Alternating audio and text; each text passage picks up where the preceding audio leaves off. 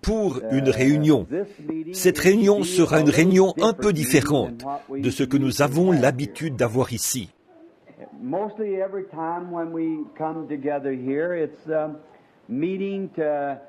Presque chaque fois que nous nous rassemblons ici, c'est une réunion pour la guérison des malades et pour les besoins physiques.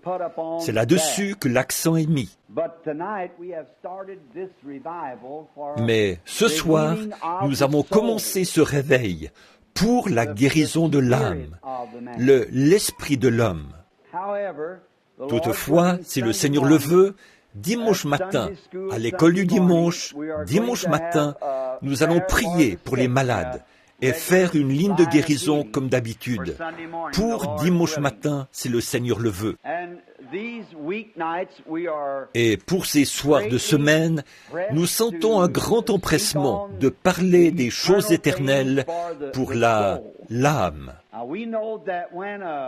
Maintenant, nous savons que quand un corps est guéri, ça nous rend tous heureux, parce que nous savons que ça montre, de façon certaine, que notre Dieu guérit les malades. Mais cette personne malade, s'ils vivent assez longtemps, il se peut qu'ils soient encore malades, peut-être de cette même maladie dont ils ont été guéris. Et ça n'enlève pas la guérison. Le médecin va donner un médicament contre la pneumonie. Et il se peut que 2 jours plus tard, il meure d'une pneumonie. Une fois qu'il les a déclarés guéris, elle revient de nouveau. Mais quand cette âme est guérie, alors vous avez en vous la vie éternelle.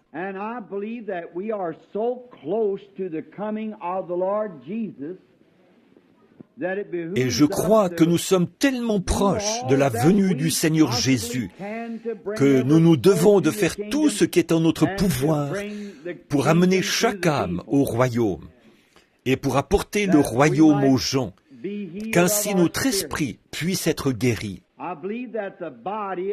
Je crois que le corps de Jésus est le corps le plus malade que je connaisse, c'est-à-dire le corps spirituel de Christ sur la terre.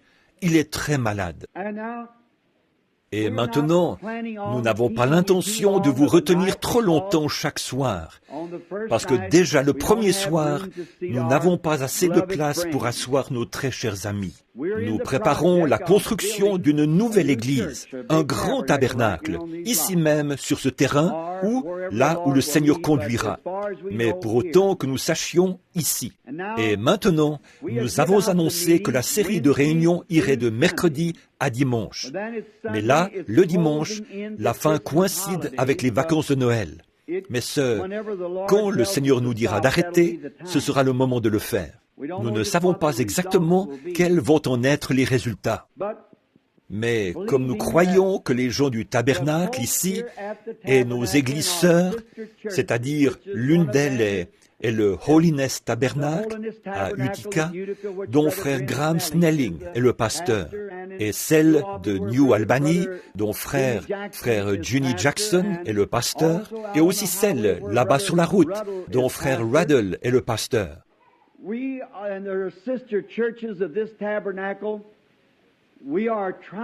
Nous et elles, les églises sœurs de ce tabernacle, nous essayons d'amener nos gens à une meilleure communion avec Christ. C'est là notre but. Alors j'ai choisi de lire et d'enseigner pour les quelques soirs qui vont suivre sur ce soir, je veux parler sur le sujet de qu'est-ce que le Saint-Esprit. Et demain soir, je veux prêcher sur pourquoi a-t-il été donné. Et vendredi soir, et pour ceux qui enregistrent, je ne veux pas que ce soit enregistré vendredi soir. Comment faire pour recevoir le Saint-Esprit? Et comment savoir si je l'ai? Et ensuite, nous laisserons simplement. Ensuite, nous verrons comment le Seigneur nous conduira pour samedi et dimanche. Et dimanche matin, un service de guérison et un autre service d'évangélisation pour dimanche soir.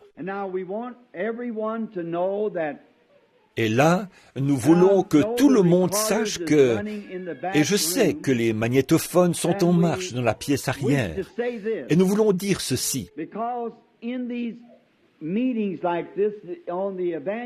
En effet, dans les réunions comme celle-ci, de caractère évangélique, on a des gens de différentes dénominations d'église qui ont été enseignés selon leur propre cadre de croyance à chacune.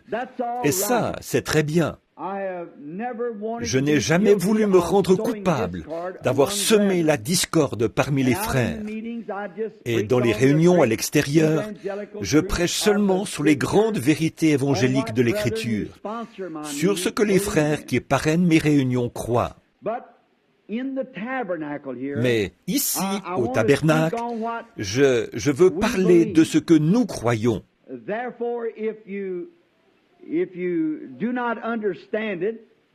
Par conséquent, si vous ne comprenez pas, je serais très content que vous m'envoyiez une petite lettre ou une note pour me poser une question sur la raison pour laquelle nous le croyons ainsi. Et il me fera plaisir d'essayer de l'expliquer de mon mieux. Vous savez, chaque église, si vous n'avez pas une doctrine, vous n'êtes pas une église. Vous devez avoir quelque chose que vous représentez, des principes que vous soutenez. Et peu importe la filiation ou la dénomination d'une personne, si cette personne est née de l'Esprit de Dieu, c'est mon frère ou ma sœur. Peu importe, nous pouvons être en désaccord sur d'autres choses, autant que l'Est est éloigné de l'Ouest. Mais nous sommes quand même frères. Et je ne ferai rien d'autre qu'essayer d'aider ce frère à avoir une meilleure marche plus rapprochée de Christ. Et je crois que tout vrai, véritable chrétien, ferait la même chose pour moi. Maintenant, j'ai demandé à ce tabernacle. Maintenant, nous n'entreprenons pas ceci simplement pour avoir des réunions de réveil. Je veux entreprendre ceci, et je veux que vous, et je vous ai demandé de brûler tous les ponts derrière vous, et de rectifier chaque péché, pour que nous abordions ça en y mettant tout notre cœur et toute notre vie. Nous devons venir ici dans le seul but de préparer notre âme pour la venue du Seigneur, et dans aucun autre but. Et comme j'en ai parlé et que je l'ai dit, il peut m'arriver à un certain moment d'enseigner ou de dire quelque chose qui pourrait être un peu contraire à ce que quelqu'un d'autre, la façon dont eux le croyaient. Je ne suis pas venu pour soulever une controverse, vous voyez. Je suis venu, nous sommes ici pour préparer la venue du Seigneur. Et je pense que ce petit groupe, j'ai des frères de l'extérieur qui sont ici avec moi, je sais, qui viennent de différents endroits. Et nous sommes heureux de les avoir avec nous. Et sans doute qu'un peu partout dans l'auditoire, là, il y en a d'autres qui viennent d'en dehors de la ville, d'un peu partout, de nos petites villes avoisinantes, ici. Et nous sommes heureux de vous avoir, et nous apprécions vraiment ça de votre part, que vous nous aimiez assez pour venir écouter ces choses.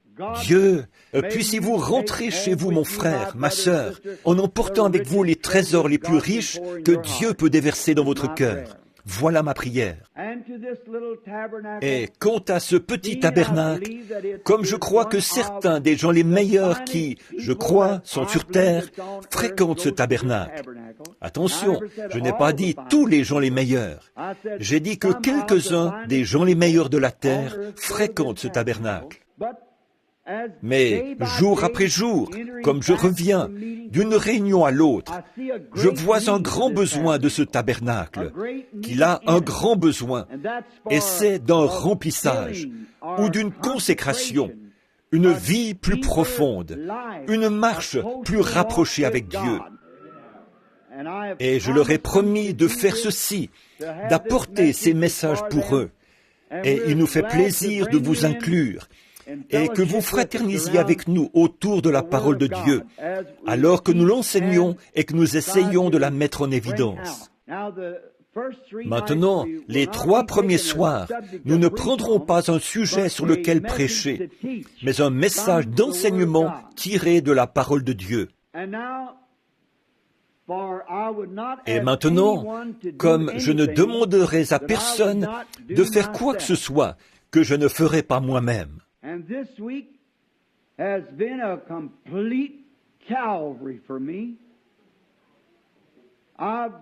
Et cette semaine a été un calvaire total pour moi.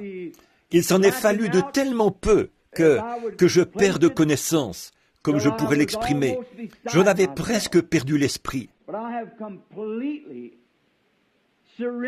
Mais j'ai complètement abandonné toute volonté et, à ma connaissance, tout au Seigneur. L'autre soir, il devait être un peu après minuit. Mon épouse et moi, après être restés debout plus tard que d'habitude, à prier et à parler au Seigneur, d'un côté et de l'autre du petit tabouret dans notre salon. Avec nos 2 Bibles ouvertes, nous nous sommes reconsacrés à Dieu pour un service total, pour abandonner nos volontés propres et tout, et chaque pensée négative, et pour servir le Seigneur Jésus. Et j'espère que ça a été votre attitude à vous aussi, que vous avez fait la même chose. Alors, comme nous venons ce soir, nous venons sur un terrain saint, au milieu d'un peuple qui a été en prière et qui a jeûné et qui a fait des restitutions et qui s'est préparé à recevoir quelque chose de Dieu. Et je sais que celui qui viendra affamé ne repartira pas affamé, mais que Dieu le nourrira du pain de vie. Maintenant, avant de lire dans son livre sacré, courbons la tête juste un instant pour prier. Lord, there has already been prayer offered in this place. Seigneur, il y a déjà eu de la prière qui a été prononcée dans cet endroit ce soir. Il y a eu, les cantiques de Sion ont été chantés par tes enfants. Leurs cœurs se sont élevés. We have come here to consecrate ourselves to thee. Et nous sommes venus ici pour nous consacrer à toi et pour t'adorer du plus profond de notre âme. And we're calling this to your remembrance, Lord, that you said when you sat upon the mountain. Et nous te rappelons ceci, Seigneur, c'est que tu as dit, quand tu étais assis sur la montagne et que tu enseignais tes disciples, heureux ceux qui ont faim et soif de la justice, car ils seront rassasiés. You promised it, Lord. We are coming tonight with open hearts. Tu l'as promis, Seigneur. Nous venons ce soir avec des cœurs ouverts. Nous venons, nous avons faim et soif, et nous savons que tu tiendras ta promesse. As we endeavor to open up these sacred pages of the Bible, alors que nous nous proposons d'ouvrir les pages sacrées de la Bible pour en lire le contenu, puisse le Saint-Esprit l'apporter à chaque cœur. Et que cette semence tombe dans une foi profonde et riche, qui produira chaque promesse que la parole a faite. Exauce-nous, Seigneur, et purifie-nous et éprouve-nous.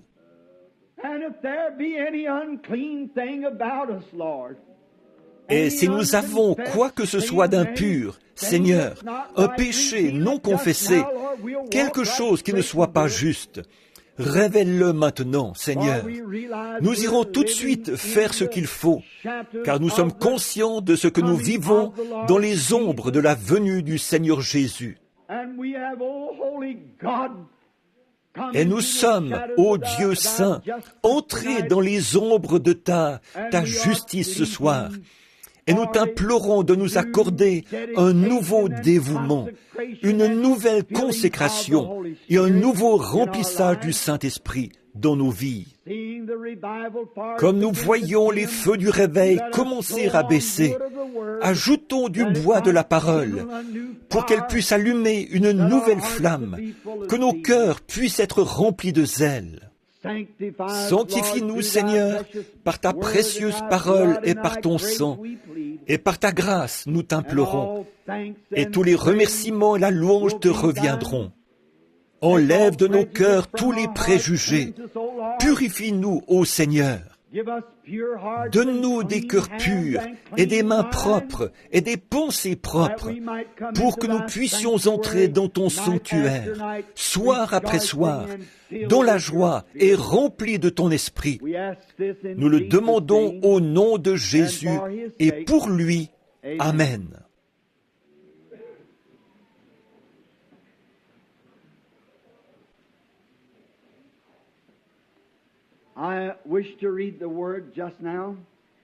Je désire lire la parole maintenant. Et pendant que je vous ai demandé d'apporter vos Bibles, vos crayons, vos papiers pour les passages de l'Écriture, si vous le désirez, ce serait très bien.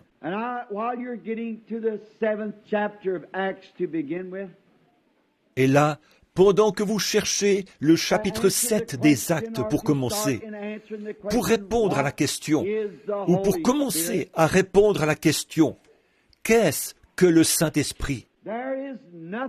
Il n'y a rien qui puisse vaincre Satan. Il n'y a encore jamais rien eu sur la terre qui puisse jamais vaincre Satan comme la parole de Dieu. Jésus l'a utilisé dans son grand combat. Il a dit, il est écrit. Et ce matin, alors que j'avais écouté, il y a quelques jours, une émission qui semblait insinuer que la création, c'était simplement venu de cendres que le vent avait rassemblées, et de phosphate et de quelques produits chimiques de la terre, et que c'est la chaleur du soleil qui avait créé le germe de vie et qui en avait fait sortir la vie. Comme c'est ridicule, alors que le soleil tuerait n'importe quel germe de vie. Mettez un germe au soleil, il va le tuer instantanément. Alors, il n'en est rien. Mais Satan essayait de me faire avaler ça. Et après avoir conduit ma petite Rebecca à l'école ce matin, en revenant, j'ai décidé d'allumer la radio de nouveau. Mais je me suis dit que je me ferais encore rebattre les oreilles avec ça. Alors, je l'ai éteinte. Et comme je remontais la rue, Satan m'a dit, il a dit, « Sais-tu que cet homme que tu appelles Jésus était seulement un homme, comme un jour à son époque, comme Billy Graham ou Oral Roberts? Il était seulement un homme, autour duquel quelques personnes ont commencé à se rassembler et à dire qu'il était un grand homme. Et au bout d'un moment, il est devenu plus grand, et ensuite il est devenu un Dieu pour eux. Et maintenant, ça s'est répandu dans le monde entier depuis qu'il est mort, et c'est tout. J'ai pensé, que tu es menteur. Et comme je traversais la rue Graham, je me suis retourné. J'ai dit, « Satan, toi qui es en train de parler à mon conscient, j'aimerais te poser quelques questions. De qui est-ce que les prophètes hébreux ont annoncé la venue? Qui était le Messie oint? Qu'est-ce qui est descendu sur ces hommes qui l'ont vu d'avance et qui ont annoncé sa vie des milliers d'années avant qu'il arrive? Qui est-ce qui a prédit ça à la lettre? Et quand il est venu, ils avaient dit, il a été mis au nombre des malfaiteurs. Et il l'a été. Il a été blessé pour nos transgressions. Et il l'a été. On a mis son tombeau parmi les riches. Mais il ressuscitera le 3e jour. Et il l'a fait. Ensuite, il a promis le Saint-Esprit. Et je l'ai. Alors, tu ferais aussi bien de t'en éloigner, parce que c'est écrit dans la parole, et chaque parole est vraie. Alors il est parti. Vous n'avez qu'à lui donner la parole, ça suffit. Il ne peut pas supporter cette parole, parce qu'elle est inspirée. Commençons à lire ce soir au chapitre 7 du livre des Actes. Le souverain sacrificateur dit, « Les choses sont-elles ainsi ?»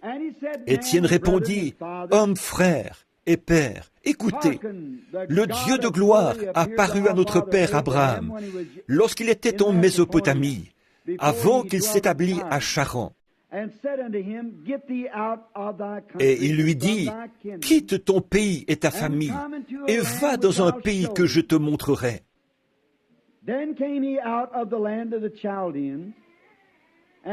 Il sortit alors du pays des Chaldéens et s'établit à Charan. De là, après la mort de son père, Dieu le fit passer dans ce pays que vous habitez maintenant.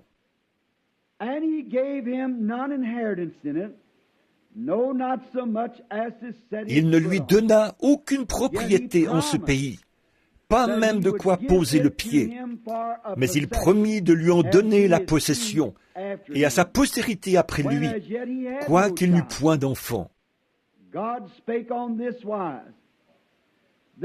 Dieu parla ainsi, sa postérité séjournera dans un pays étranger, on la réduira en servitude, et on la maltraitera pendant 400 ans.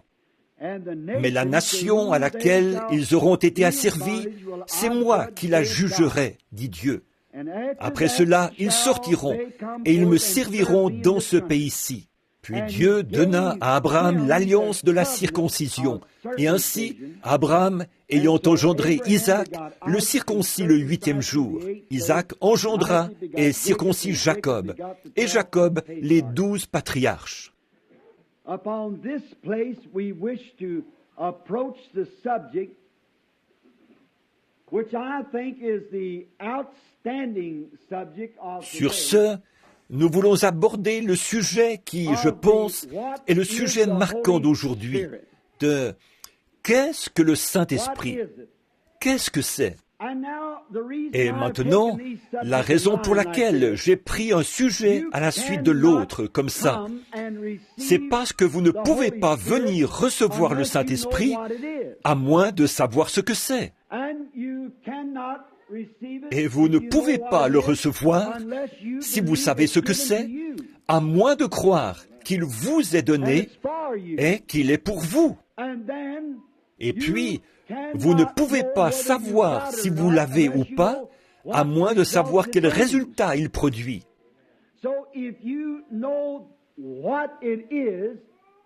Donc, si vous savez ce que c'est, et à qui il est destiné, et quelle action il produit quand il vient, alors vous saurez ce que vous avez quand vous le recevrez. Voyez, comme ça, ce sera vraiment réglé. Comme, par exemple, je parlais à notre frère Jeffries aujourd'hui.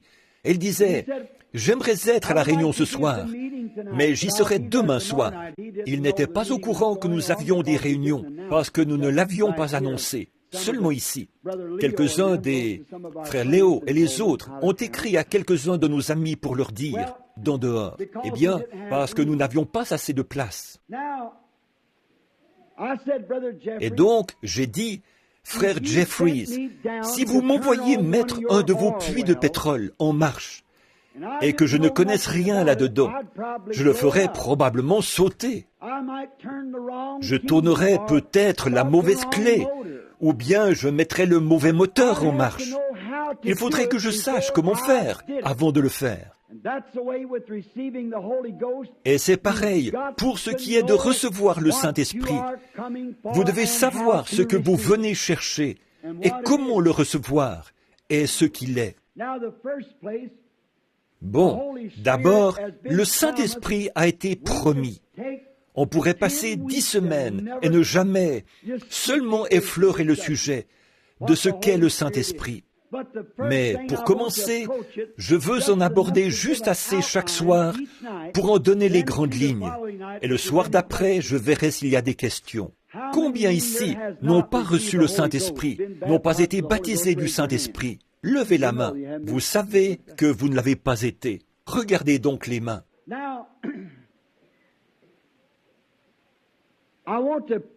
Maintenant, je veux en parler du Saint-Esprit en tant que signe, parce qu'il est un signe.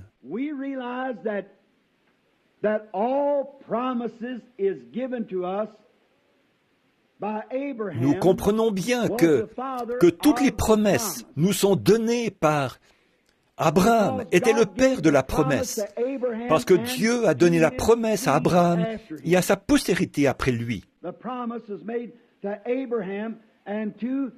La promesse a été faite à Abraham et à sa postérité. Et ce signe, il est destiné à un peuple de l'Alliance. Or, il y a une énorme différence entre un chrétien tout court et un chrétien rempli du Saint-Esprit. Et là, on va voir ça dans l'Écriture et le situer très précisément par rapport à l'Écriture.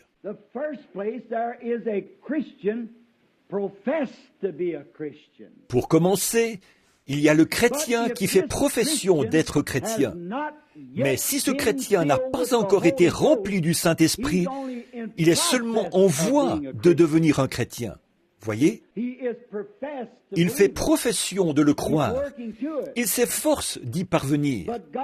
Mais Dieu ne lui a pas encore donné cet esprit du Saint-Esprit. Il n'en est pas encore arrivé à ce but avec Dieu que Dieu l'ait reconnu. En effet, Dieu a fait une alliance avec Abraham, après qu'il a appelé Abraham, ce qui est un type de l'appel du croyant aujourd'hui.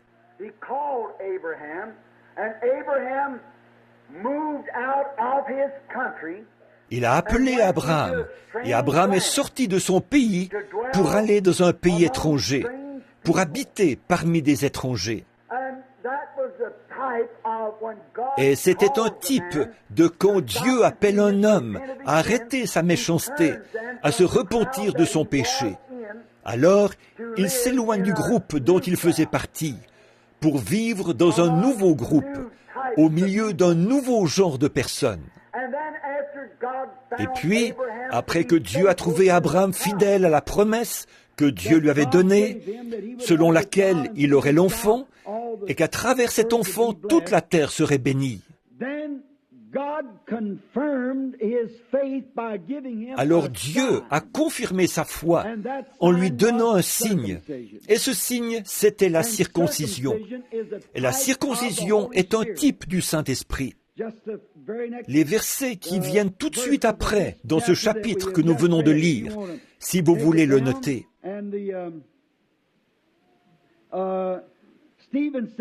Et Étienne a dit au verset 51, « Coup raide, incirconcis du cœur et d'oreille. Vous vous opposez toujours au Saint-Esprit. Ce que vos pères ont été, vous l'êtes aussi. » La circoncision est un type du Saint-Esprit. Et Dieu a donné à Abraham le signe de la circoncision, après qu'il a accepté Dieu sur sa promesse et qu'il est parti dans un pays étranger. Voyez, c'était un signe.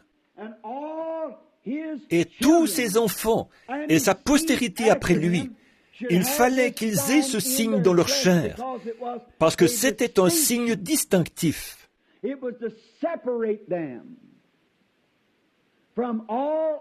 Il servait à les distinguer de tous les autres peuples, ce signe de la circoncision.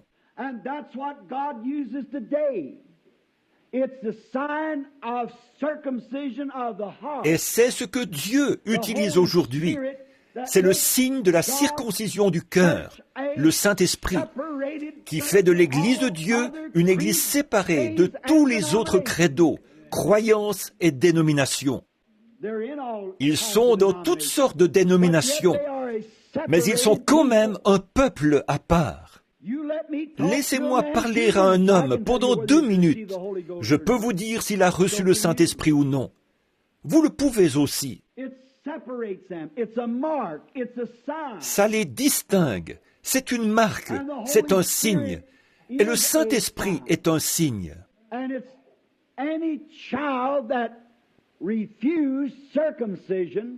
Et c'est, dans l'Ancien Testament, tout enfant qui refusait la circoncision, et elle préfigurait le Saint-Esprit, était retranché du milieu du peuple.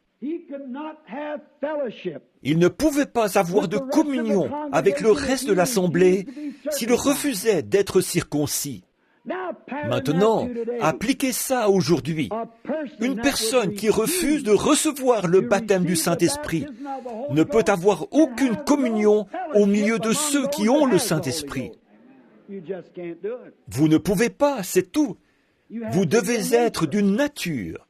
C'est comme ma mère, là, avait l'habitude de dire, « Qui se ressemble, s'assemble ». Eh bien, c'est un vieux proverbe, mais c'en est un vrai. Les colombes et les corbeaux, vous ne les voyez pas fraterniser ensemble. Ils ont une alimentation différente. Ils ont des habitudes différentes. Ils ont des désirs différents. Et c'est pareil entre le monde et un chrétien quand vous avez été circoncis par le Saint-Esprit, ce qui veut dire retrancher une chair. La circoncision ne pouvait être faite qu'au mâle, mais si la femme était mariée à un homme, elle faisait partie de lui. Elle était circoncise avec lui. Vous vous souvenez dans Timothée où il est dit là, elle sera néanmoins sauvée en devenant mère, si elle persévère avec toute modestie dans la foi et dans la sainteté. Maintenant, la circoncision. Vous savez, quand Sarah a ri dans la tente derrière elle du message de l'ange, quand il avait dit « Abraham », sans savoir qui c'était, un étranger, « Où est ta femme Sarah ?» Comment savait-il qu'il avait une femme ? Comme Jésus l'a dit, ce qui arriva du temps de Lot arrivera de même à la venue du Fils de l'homme. Souvenez-vous, ces signes n'ont pas été accomplis là-bas, à Sodome et Gomorrhe, dans le monde, au milieu des faux religieux. Mais c'était pour les élus, les appeler à sortir. Et Abraham avait été appelé à sortir. Et le mot « église », ça veut dire « appeler à sortir », les séparer. Comme Abraham qui s'était séparé et avait été circoncis.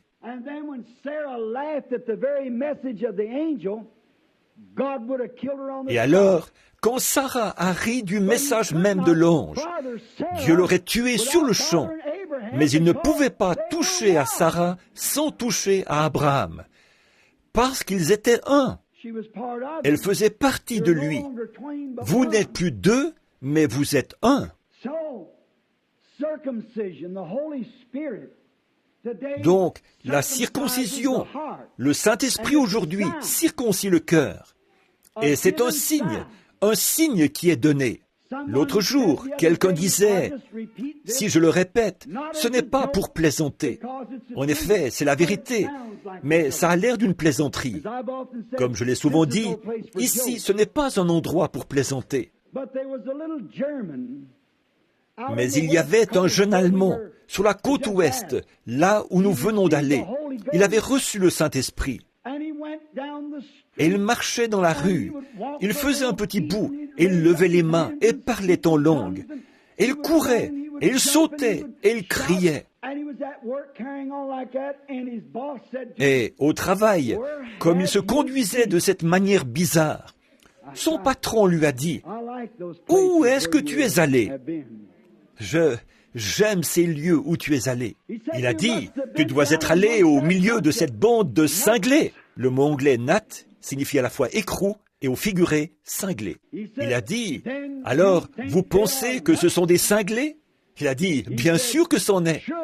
Il a dit, eh bien, gloire au Seigneur pour les cinglés. Et il a dit, vous savez quoi ? Les écrous ou cinglés ont un grand rôle à jouer.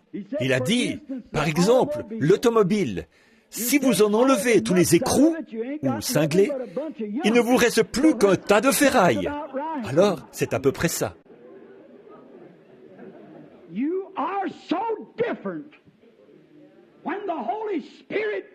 Vous êtes tellement différents quand le Saint-Esprit vient sur vous, que l'esprit de ce monde ne vous aime pas. Et ils sont contre vous et ne veulent rien avoir à faire avec vous du tout. Vous êtes nés d'un autre monde. Vous êtes aussi étrangers, et même 10 fois plus étrangers, que vous le seriez si vous alliez dans la région la plus reculée des jungles de l'Afrique. Vous êtes différents quand le Saint-Esprit vient, et c'est un signe. C'est une marque au milieu des gens. Là, vous dites, alors, frère Branham, ce signe de la circoncision a été donné à Abraham. C'est vrai. Et à sa postérité. Oui. Très bien. Maintenant, nous allons prendre dans Galates, au chapitre 3, le verset 29, pour voir comment ça peut s'appliquer à nous. Galates 3, 29. Juste pour voir comment cette circoncision peut s'appliquer à quelqu'un des nations. Si nous sommes des nations, et nous le sommes, par notre naissance naturelle. Bon, d'abord, je veux lire le verset 16. Or, la promesse ont été faites à Abraham et à sa postérité. Abraham est sa postérité. Il n'a pas été dit « et aux postérités ». N'importe quelle sorte de dire « oh, moi aussi, je suis les postérités d'Abraham ». Non, à une postérité, la postérité d'Abraham. Pas aux postérités, comme s'il s'agissait de plusieurs, mais en tant qu'il s'agit d'une seule, et à eux, et à ta postérité, c'est-à-dire à Christ. Christ était la postérité d'Abraham. Est-ce que vous le croyez? Très bien. Maintenant, prenons les versets 28 et 29. Il n'y a plus ni juif, ni grec. Il n'y a pas non plus ni esclave, ni libre. Il n'y a pas non plus ni homme, ni femme. Car tous, nous sommes un en Jésus-Christ. Et si vous êtes à Christ, vous êtes donc la postérité d'Abraham, héritier selon la promesse. Comment devenons-nous la postérité d'Abraham? En étant en Christ, alors nous sommes la postérité d'Abraham. Et la postérité d'Abraham, c'était quoi? Pour ça, on pourrait continuer dans Romains 4 et à différents endroits. Abraham, ce n'est pas une fois qu'il était circoncis qu'il a reçu la promesse. Pour montrer que la circoncision n'était qu'un type, il a reçu la promesse avant d'être circoncis. Et c'était un type pour reconnaître sa foi qu'il avait avant d'être circoncis. Or, quand nous sommes en Christ, nous devenons la postérité d'Abraham et nous sommes héritiers avec Christ. Donc, peu importe qui nous sommes, juifs ou des nations. Et la postérité d'Abraham possède la foi d'Abraham, qui prend Dieu au mot. Peu importe combien ça peut sembler ridicule, de quelle façon étrange vous pouvez agir, combien ça peut faire de vous quelqu'un de bizarre, vous prenez Dieu au mot, quoi qu'il en soit. Abraham qui avait 75 ans, avec Sarah qui en avait 65, il a pris Dieu au mot. Et il appelait tout ce qui était contraire comme si ça n'existait pas. Qu'est-ce que vous pensez que les médecins se sont dit en ce jour-là? Qu'est-ce que vous pensez que les gens se sont dit quand ils ont vu un vieillard de 75 ans qui se promenait en louant Dieu? Il allait avoir un bébé de sa femme, alors qu'elle avait 65 ans, qu'elle avait passé la ménopause depuis environ 25 ans. Mais vous voyez, ça vous fait agir d'une manière bizarre, la foi d'Abraham. Et quand vous êtes circoncis du Saint-Esprit, cela vous fait faire la même chose à vous. Cela vous fait faire des choses que vous n'auriez pas pensé faire. Cela vous fait prendre la promesse de Dieu et croire Dieu.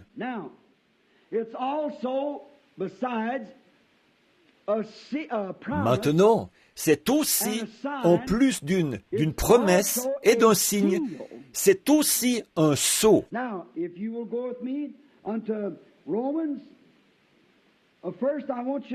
Maintenant, si vous voulez prendre avec moi dans Romains, d'abord, j'aimerais que vous preniez avec moi Éphésiens 4:30. Et on va lire ici, juste un instant. Éphésiens 4:30 dit ceci. Or, vous avez entendu tellement de gens dire que différentes choses sont des sceaux. Si vous entrez dans l'Église, vous avez le sceau de l'Église. Et certaines personnes disent, c'est d'observer un certain jour, un jour de sabbat. C'est ça qui est le sceau de Dieu. Certains d'entre eux disent, si nous devenons membres d'une certaine dénomination, nous sommes scellés dans le royaume de Dieu. Or, la Bible dit que toute parole d'homme soit reconnue pour mensonge et celle de Dieu pour vérité. Maintenant, dans Éphésiens 4:30, voici ce qu'on y lit. N'attristez pas le Saint-Esprit de Dieu, par lequel vous avez été scellés pour le jour de la rédemption. Là, il va falloir que je me fasse un peu plus énergique ici, rendre ça clair. Maintenant, vous, les frères légalistes, tenez-vous tranquilles pendant un petit moment. Voyez? Avez-vous remarqué combien de temps il dure, ce sceau?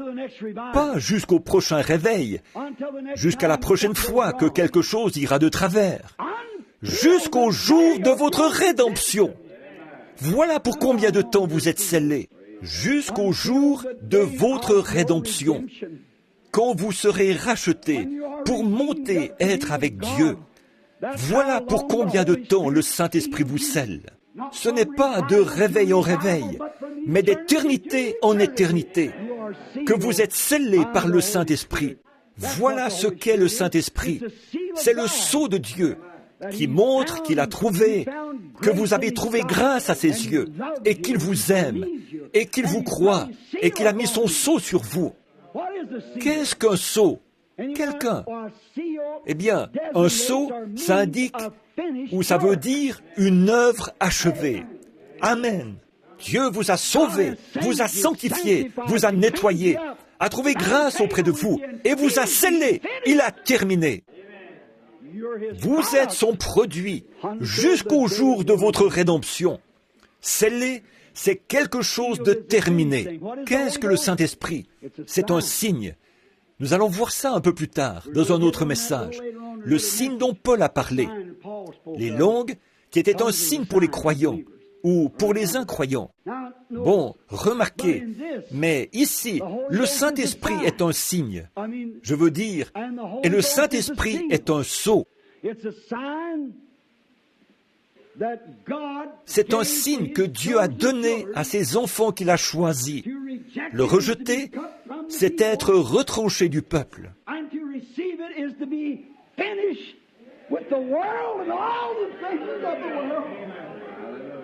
Et le recevoir, c'est en avoir fini avec le monde et toutes les choses du monde. Être un produit sur lequel Dieu a mis un sceau d'approbation. Autrefois, je travaillais pour la compagnie de chemin de fer, ici, avec Harry Waterbury, et on partait charger un wagon. Mon frère Doc, qui est debout au fond, il aide à charger les wagons. Quand on est en train de charger un wagon, ils vont examiner ce wagon de fond en comble, l'inspecteur. Et s'ils trouvent quelque chose de branlant, qui risquerait de tomber ou de se briser, ou quelque chose qui pourrait causer des dommages,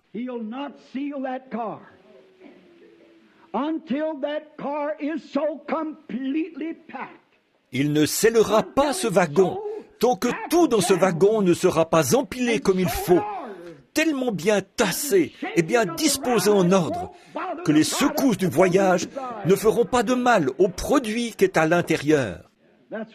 S'il n'y a pas beaucoup de scellement parmi nous, c'est à cause de ça. Il y a trop de laisser-aller en nous. Quand l'inspecteur fait son examen, qu'il inspecte votre vie, pour voir s'il n'y a pas un peu de laisser-aller chez vous, un peu de laisser-aller dans votre vie de prière, un peu de laisser-aller quant à ce tempérament colérique, un peu de laisser-aller quant à cette langue pour parler des autres. Il ne scellera jamais le wagon. Des habitudes sales, des choses dégoûtantes, des pensées vulgaires. Il ne peut pas sceller le wagon.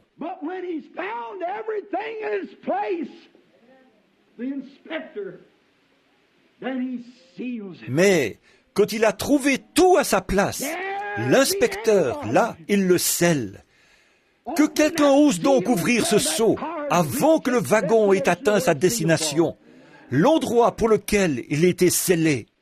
Voilà, ne touchez pas à mes oins, ne faites pas de mal à mes prophètes. Car je vous dis qu'il vaudrait mieux pour vous qu'on suspende à votre cou une meule de moulin et qu'on vous jette au fond de la mer, plutôt que de chercher à scandaliser ou à ébranler, ne serait-ce qu'un peu, le plus petit de ceux qui ont été scellés. Vous voyez ce que ça veut dire? Voilà ce qu'est le Saint-Esprit. C'est votre assurance, c'est votre protection, c'est votre témoin, c'est votre sceau, c'est votre signe qui dit « Je suis en route pour le ciel ». Peu m'importe ce que le diable peut dire, je suis en route pour le ciel. Pourquoi? Il m'a scellé, il me l'a donné. Il m'a scellé dans son royaume. Et je suis en route pour la gloire. Que les vents soufflent, que Satan fasse ce qu'il veut. Dieu m'a déjà scellé jusqu'au jour de ma rédemption. Amen. Voilà ce qu'est le Saint-Esprit. Oh, vous devriez le désirer. Je ne pourrais pas continuer sans lui. On pourrait en dire tellement long ici, mais je suis sûr que vous savez de quoi je parle. Also, let us turn to John 14 just for a minute. Maintenant, prenons aussi Jean 14, juste un instant. J'aime tellement la parole. Elle est la vérité. Now, the Spirit of God, the Holy Ghost, what is the Holy Ghost? Maintenant, l'Esprit de Dieu, le Saint-Esprit. Qu'est-ce que le Saint-Esprit?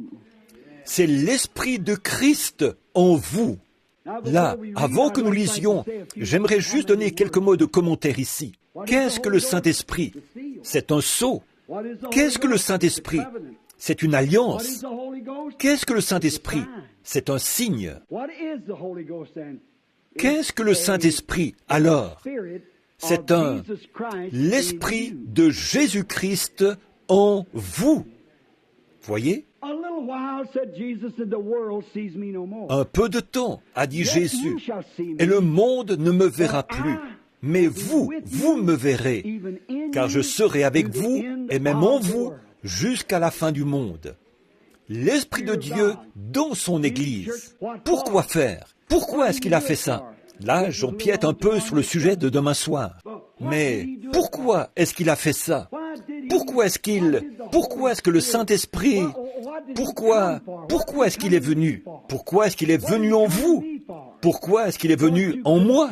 C'était pour poursuivre les œuvres de Dieu. Je fais toujours ce qui est agréable à mon Père. Je viens non pas pour faire ma propre volonté, mais celle du Père qui m'a envoyé. Et le Père qui m'a envoyé est avec moi. Et comme mon Père m'a envoyé, moi aussi, je vous envoie. Oh là là! Le Père qui l'a envoyé, il était en lui. Le Père qui a envoyé Jésus, il est venu en lui, il agissait à travers lui. Le Jésus qui vous envoie, il va avec vous et il est en vous. Et si cet esprit qui vivait en Jésus-Christ lui a fait faire ce qu'il a fait et l'a fait agir comme il l'a fait, ça vous donne une idée générale de ce qu'il fera quand il sera en vous. Parce que cette vie ne peut pas changer. Elle va passer d'un corps à l'autre, mais elle ne peut pas changer de nature, car c'est Dieu. Bon, dans Jean 14, lisons donc un petit bout, en commençant au verset 10. Crois-tu que je suis dans le Père et que le Père est en moi? Les œuvres, les paroles que je vous dis, je ne les dis pas de moi-même. Et le Père qui demeure en moi, c'est lui qui fait les œuvres. Pensez à ça. Bon, croyez-moi, je suis dans le Père et le Père est en moi. Croyez du moins à cause de ses œuvres. En vérité, je vous le dis, celui qui croit en moi fera aussi les œuvres que je fais. Et il en fera de plus grandes parce que je m'en vais à mon Père. Vous voyez, n'est-ce pas? Vous voyez comment il a dit, là? Maintenant, regardez, ici, à quoi on en arrive. Je vais en lire encore un bout. On va lire à peu près jusqu'au verset 20. Et tout ce que vous demanderez en... Voyons, j'avais le... Oui, bien. Et tout ce que vous demanderez en mon nom, je le ferai, afin que le Père soit glorifié dans le Fils. Si vous demandez quelque chose en mon nom, je le ferai. Si vous m'aimez, gardez mes commandements.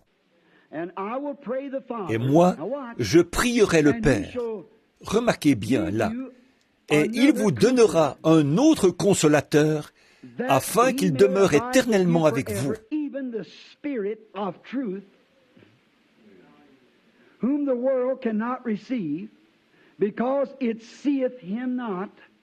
L'Esprit de vérité que le monde ne peut recevoir, parce qu'il ne le voit point et ne le connaît point.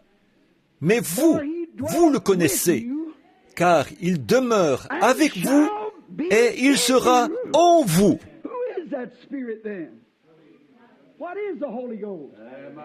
Cet esprit, c'est qui alors? Qu'est-ce que le Saint-Esprit? C'est Christ en vous. Le consolateur, c'est ça le Saint-Esprit. Et quand le consolateur sera venu, il fera les mêmes choses que j'ai faites pendant que le consolateur est en moi. Je prierai le Père et il vous donnera ce consolateur. Vous connaissez le consolateur. Le monde ne le connaît pas, ne le connaîtra jamais. Mais vous, vous le connaissez, parce qu'il demeure avec vous en ce moment. C'est Jésus qui parle. Mais il sera en vous. Voilà, c'est ça le consolateur. Sera en vous. Je ne vous laisserai pas orphelins. Je viendrai à vous.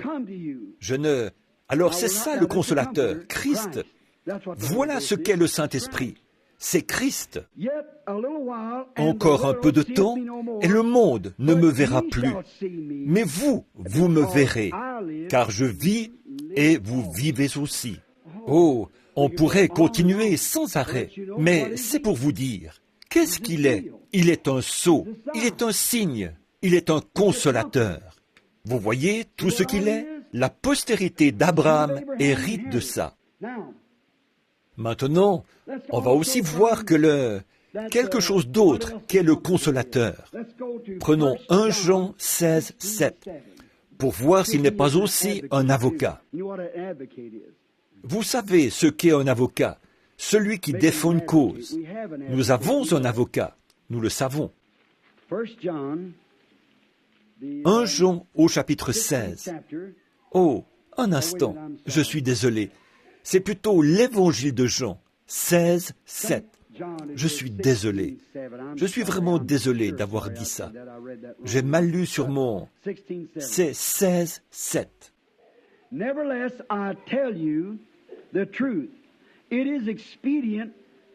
Cependant, je vous dis la vérité. Il vous est avantageux que je m'en aille. Car si je ne m'en vais pas, le consolateur ne viendra pas vers vous. Mais si je m'en vais, je vous l'enverrai.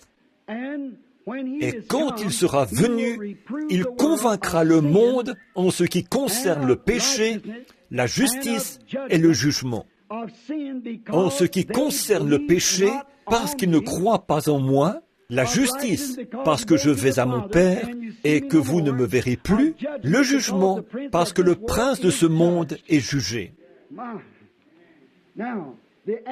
Oh là là! Maintenant, l'avocat, qui se trouve dans 1 Jean 2, 12. Maintenant, lisons ça un instant. 1 Jean 2, 12. Excusez-moi, 1 Jean 1 et 2 plutôt. Je les ai notés ici. 1 Jean 2, 1 à 2. Mes petits enfants, je vous écris ces choses, afin que vous ne péchiez point. Et si quelqu'un a péché, nous avons un avocat auprès du Père, Jésus-Christ le juste. Qui est l'avocat? Jésus-Christ le juste. Il est lui-même une victime propitiatoire pour nos péchés, non seulement pour les nôtres, mais aussi pour ceux du monde entier. Qu'est-ce que le Saint-Esprit? C'est un avocat. Qu'est-ce qu'un avocat? Qu'est-ce qu'il fait? Il défend une cause. Il fait miséricorde. Il prend votre place. Il fait des choses que vous ne pouvez pas faire. Il est une victime propitiatoire pour vos péchés. Il est votre justice. Il est votre guérison. Il est votre vie. Il est votre résurrection. Il est tout ce que Dieu a pour vous. Il est un avocat. Nous pourrions vraiment entrer dans les détails là et développer ça, voir de quelle manière il intercède à cause de notre ignorance. Parfois, quand on a le Saint-Esprit, et par ignorance, on fait un faux pas, et on se retrouve dans quelque chose. Le Saint-Esprit est là pour défendre notre cause. Il est notre avocat. Il est notre représentant. Il se tient là, et il plaide pour nous. Nous ne plaidons pas pour nous-mêmes, parce que le Saint-Esprit en nous plaide pour nous. C'est le Saint-Esprit qui vous donne de vous exprimer, parfois avec des mots que vous ne comprenez pas. Et il intercède pour nous. Voilà ce qu'est le Saint-Esprit. Quand je me retrouve les deux pieds dans quelque chose, je marche comme un petit enfant. Vous marchez comme un petit enfant.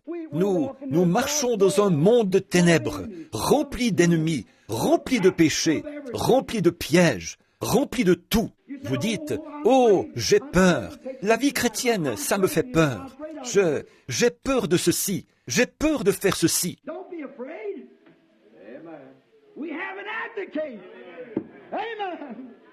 N'ayez pas peur. Nous avons un avocat. Amen. Oh, il nous soutient. Il est en nous. Il intercède pour nous. Le Saint-Esprit, constamment en train de défendre notre cause.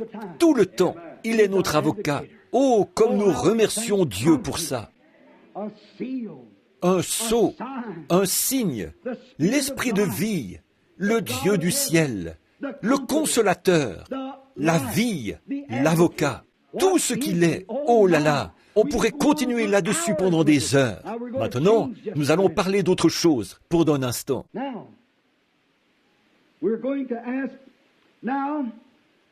Maintenant, nous allons demander là, il nous a été promis pour les derniers jours, cet avocat, ce sceau, cette promesse, tout ce que nous avons dit de lui ce soir et 10 000 fois plus, c'est une promesse qui nous était faite pour le dernier jour. À cette époque-là, ils ne l'avaient pas. Ils avaient seulement un sceau dans leur chair, comme gage et comme signe, en croyant qu'il allait venir. Et ils marchaient par l'ombre de la loi. Alors, ils étaient circoncis dans la chair. Aujourd'hui, nous ne marchons pas par l'ombre de la loi. Nous marchons par la puissance de la résurrection. Nous marchons par la puissance de l'Esprit, qui est notre vrai sceau, notre vrai avocat, notre vrai consolateur, notre vrai signe que nous sommes nés d'en haut. Des gens singuliers, étranges, qui agissent d'une manière bizarre, qui prennent Dieu au mot, qui appellent tout le reste faux. La parole de Dieu est vraie. Voilà, oh là là, voilà ce qu'est le Saint-Esprit. Le voulez-vous? Vous aimeriez l'avoir, n'est-ce pas? Voyons s'il a été promis. Maintenant, revenons à Ésaïe, au livre d'Ésaïe. Prenons le chapitre 28 d'Ésaïe. Là, nous prenons Ésaïe 28 et nous allons commencer autour du... Prenons le verset 8 pour voir ce qu'Ésaïe a dit 712 ans avant qu'il arrive. On pourrait en dire long là-dessus, revenir en arrière, jusqu'au tout début. Mais on va simplement commencer ici et on va voir s'il a été promis à l'Église. Quel jour devait-il venir? Dans les derniers jours, quand il y aurait de la corruption. Maintenant, souvenez-vous, le mot est au pluriel. Les jours, les 2 derniers jours, les derniers 2000 ans.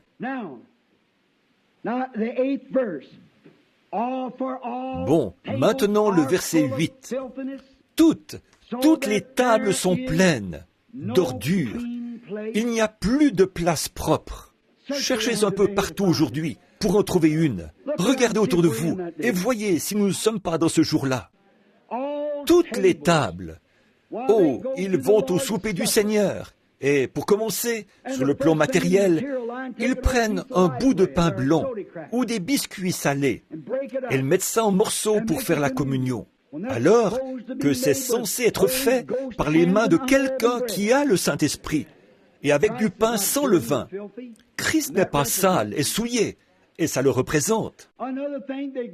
Autre chose, il la donne à des gens qui boivent, qui mentent, qui volent, qui fument, qui chiquent, n'importe quoi, pourvu qu'ils soient membres de l'Église. Loin de là, si jamais un homme la prend, quand nous la mangeons ici, il respire et boit un jugement contre lui-même, parce qu'il ne discerne pas le corps du Seigneur. S'il ne mène pas la vie qu'il faut, qu'il s'en tienne éloigné. Et si vous ne la prenez pas, ça montre que vous n'avez pas la conscience tranquille. Celui qui ne mange pas n'a pas de part avec moi, a dit Jésus. Mais toutes les tables du Seigneur se sont remplies de souillures. Il n'y a pas une seule place qui soit propre. Écoutez, si ce n'est pas le tableau d'aujourd'hui, ça. À qui veut-on enseigner la sagesse? À qui veut-on donner des leçons? Qui comprendra la sagesse? À qui peut-on donner des leçons? Eh bien, Dieu soit béni, je suis presbytérien, je suis méthodiste, je suis pentecôtiste, je suis nazaréen, je suis pèlerin de la sainteté. Ça ne veut absolument rien dire pour Dieu, ça. Une autre table, c'est tout. À qui ferais-je connaître des leçons? Quelle sorte de leçons? Méthodiste, baptiste, presbytérienne, pentecôtiste? Les leçons de la Bible. À qui ferais-je connaître des leçons? Comment savoir si vous l'avez? On va voir ça vendredi soir, voyez? À qui ferais-je connaître des leçons? Remarquez bien là. Est-ce à des enfants qui viennent d'être sevrés, qui viennent de quitter la mamelle? Des petits bébés qui disent « Eh bien, je vais à l'église. Ma maman était membre de cette église. » Je n'ai rien contre ça, cher frère. Et je suis bien conscient que ceci est enregistré. C'est très bien, soyez membre de l'église de maman. Mais écoutez, maman a marché dans une lumière et vous marchez dans une autre. Luther a marché dans une lumière. Wesley a marché dans une autre. Wesley a marché dans une lumière. La Pentecôte a marché dans une autre. Mais aujourd'hui, nous marchons plus haut que ça. Et s'il y a une autre génération, elle nous dépassera. Au début, dans les premiers jours, quand c'était large, très large, Luther enseignait la justification par la foi. C'était seulement pour faire passer les gens du catholicisme au protestantisme, à la communion autour de la parole. La justification par la foi, ça c'était très large comme cadre. Ils n'ont jamais bougé de là. Ensuite, il y a eu un autre réveil, celui de John Wesley. Ça les a secoués de là et elle est passée à la sanctification. Vivre une bonne vie, propre, sainte, sanctifiée par la parole de Dieu. Ce qui vous mettait la joie au cœur. Ça a éliminé pas mal de la doctrine luthérienne. Ensuite, il y a eu la Pentecôte, avec le baptême du Saint-Esprit. Et ça s'est encore rétréci, en recevant le Saint-Esprit. C'est vrai. Et maintenant, là aussi, ça commence à se rétrécir.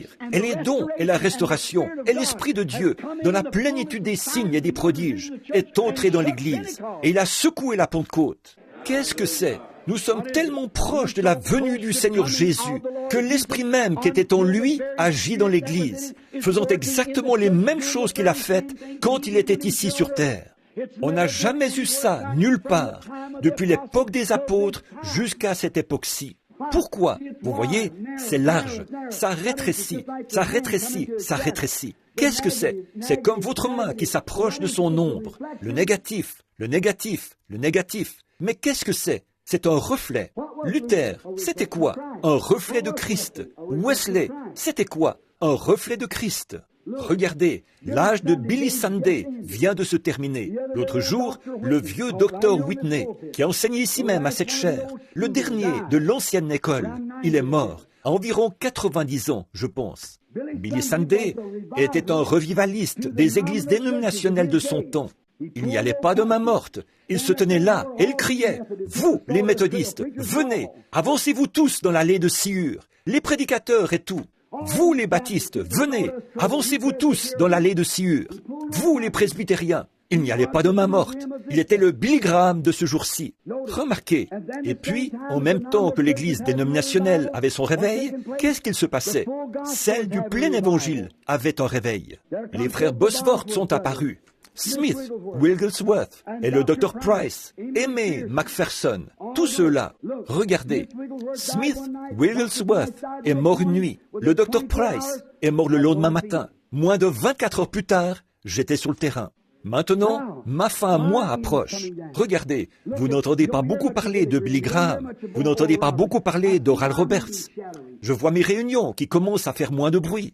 Qu'est-ce qu'il y a? On est à la fin, un autre âge. Comment Billy Sunday a-t-il fait son apparition, lui et les autres? Ils sont apparus tout de suite après le glorieux réveil de Moody. Quand Moody est-il apparu? Tout de suite après le réveil de Knox. Quand Knox est-il apparu? Tout de suite après le réveil de Finney. Finney après Calvin. Calvin après, ainsi, Wesley, et Wesley après Luther. Ainsi de suite, d'un bout à l'autre de l'âge. Dès qu'un réveil est terminé, Dieu en suscite un autre, et il fait plus de lumière. Ça continue à avancer comme ça. Maintenant, on est à la fin de cette époque-ci. Chaque homme, à la fin de sa jonction, il s'attendait à la venue de Christ, mais il avait encore beaucoup de choses à attendre. Le retour des Juifs, les soucoupes volantes dans les cieux, toutes les choses que nous voyons aujourd'hui. Mais nous sommes à la fin. Nous y sommes maintenant. Il savait que l'Église devait recevoir une puissance qui agirait dans l'Église pour accomplir les œuvres mêmes de Christ, parce que l'ombre, en devenant de plus en plus marquée, elle donne un reflet plus précis. Prenez une ombre. Plus on est loin de l'ombre, moins l'ombre va donner un bon reflet. Au bout d'un moment, l'ombre s'approche de plus en plus, jusqu'au point où l'arbre et l'ombre, c'est une seule et même chose. Or, l'Esprit de Dieu a agi par la justification avec Luther, la sanctification avec Wesley, le baptême du Saint-Esprit avec la Pentecôte. Et le voici, dans le dernier jour, en train d'accomplir et de faire exactement les mêmes choses qu'il a faites quand il était en Christ. Qu'est-ce que c'est? L'Église et Christ sont devenus un. Et dès qu'ils se connecteront dans ce dernier lien, elle traversera le ciel en criant. Ils se lèveront, Wesley, Luther et tous les autres de ces époques passées, là. Le premier sera le dernier sera le premier. Et alors, ce sera la résurrection. Nous sommes au temps de la fin. Écoutez, voilà ce que fait le Saint-Esprit. Le Saint-Esprit par la justification, vous voyez, qui en est seulement une ombre légère. Le Saint-Esprit par la sanctification, qui en est une ombre un peu plus marquée. Le Saint-Esprit par le baptême de lui-même, une ombre plus marquée. Maintenant, le Saint-Esprit par la restauration de sa personne même, qui est ici, faisant des signes et des prodiges, comme il l'a fait au commencement. Gloire! Vous allez me traiter d'exalté de toute façon. Alors, vous feriez aussi bien de commencer tout de suite. Écoutez, frères, écoutez ça. Toutes les tables sont pleines de vomissements. Il n'y a plus de place propre. À qui veut-on enseigner la sagesse? À qui veut-on faire connaître? Donner des leçons? Est-ce à des enfants qui viennent d'être sevrés, qui viennent de quitter la mamelle? Pas à des petits bébés, des bébés presbytériens, des bébés méthodistes, des bébés pentecôtistes, des bébés luthériens, des bébés nazaréens. Il veut quelqu'un qui est prêt à s'éloigner de la mamelle et à manger de la nourriture solide. La voici, car c'est précepte sur précepte, règle sur règle, un peu ici, un peu là. Eh bien, c'est par des hommes aux lèvres balbutiantes et en d'autres langues que je parlerai à ce peuple. Il lui disait, « Voici le repos, laissez reposer celui qui est fatigué. Voici le lieu de repos. » Mais ils n'ont point voulu écouter. Le Saint-Esprit, si ce n'est pas exactement de cette manière-là qu'il est venu le jour de la Pentecôte, prophétisé 712 ans avant sa venue. Voici qu'au jour de la Pentecôte, il est venu très exactement ainsi. Quelqu'un disait, c'est d'observer le jour du sabbat. Ce n'est pas que je veux rejeter ou prendre à la légère l'Église ou la religion de qui que ce soit. Seulement de dire, le jour du sabbat, le sabbat de Dieu, c'était le jour du repos. Le voici, le jour du repos. Voici le repos, il a dit. Laissez reposer celui qui est fatigué. C'est ça. Amen. Ce sera précepte sur précepte, règle sur règle. Voici le repos. Qu'est-ce que le Saint-Esprit? Le repos. Oh, venez à moi, vous tous qui êtes fatigués et chargés, et je vous donnerai du repos. Qu'est-ce qu'il est? Celui qui entre en vous, qui vous donne la paix, votre signe, votre consolateur. Consolé, au repos, scellé. Comment est-ce que vous êtes? C'est un signe. Le monde sait qu'il vous est arrivé quelque chose. Qu'est-ce que c'est? C'est un consolateur. Qu'est-ce que c'est? Un sceau. Vous êtes au repos. Vous avez c'est votre avocat. S'il vous arrive quelque chose, il y a quelque chose qui est là pour prendre votre défense, tout de suite, vous voyez, pour intercéder. C'est l'Esprit de Dieu qui vit dans l'Église, prophétiser exactement ce qu'il serait quand il viendrait. Il serait un repos perpétuel, éternel. Dieu a fait le monde. Hébreux chapitre 4. Dieu a fait le monde. Et il s'est reposé le 7e jour. C'est vrai. Le 8e jour revenait il a donné ça comme alliance aux Juifs pour un certain temps. C'est vrai.